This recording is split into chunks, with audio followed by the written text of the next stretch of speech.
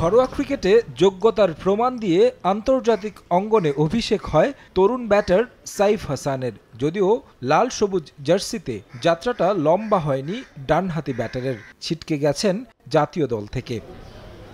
টি-20 ফরম্যাটে 2020 সালে অভিষেক হয়েছিল সাইফের। খেলেছেন 6 ম্যাচ, রান করেছেন 159, যেখানে সর্বোচ্চ 43। প্রত্যাশা পূরণ করতে না পারায় বাদ পড়েছেন, তবে সময়ের পরিক্রমায় নিজেকে আরও পরিণত করেছেন।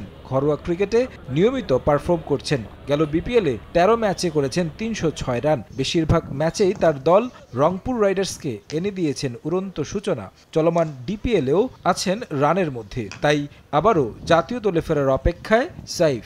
সবারই একটা ইচ্ছা থাকে ন্যাশনাল টিমে আবার কামব্যাক করার, যারাই ঢুকে আবার বের হয়েছে। আমার মনে হয় আমার জন্য সেম, বাট আমি চেষ্টা করবো আমার প্রসেসে থাকার, আমার যে ল্যাকিংস যেগুলোই থাকবে এগুলো নিয়ে যতই পারি ইমপ্রুভ করার। অপরচুনিটি যখন পেয়েছিলাম আমার মনে হয় তখনও পারফর্ম করে এসেছিলাম, বাট এখন অবশ্যই অনেক ম্যাচিউর মনে করি নিজেকে, আরও খেলাটা ভালো বুঝি।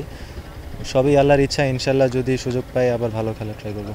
জাতীয় দলের বাইরে থাকলেও নিয়মিত কথা হয় সিনিয়র সহকারী কোচ মোহাম্মদ সালাউদ্দিনের সঙ্গে। ব্যাটিং নিয়ে পেয়েছেন পরামর্শ, একই সঙ্গে কাজ করেছেন বোলিং নিয়েও। ডিপিএলে গেল ম্যাচেই প্রাইম ব্যাংকের বিপক্ষে 4 উইকেট নিয়ে হয়েছেন ম্যাচ সেরা। জাতীয় দলে ফিরলে নিজেকে অলরাউন্ডার হিসেবেই প্রতিষ্ঠা করতে চান এই ক্রিকেটার। স্যারের সাথে লাস্ট 2 বছর ধরে কাজ করছি মাস্কো একাডেমিতে, সো অনেক হেল্প হয়েছে আমার জন্য। ব্যাটিংটা আমি এখন অনেক ভালো ফিল করি।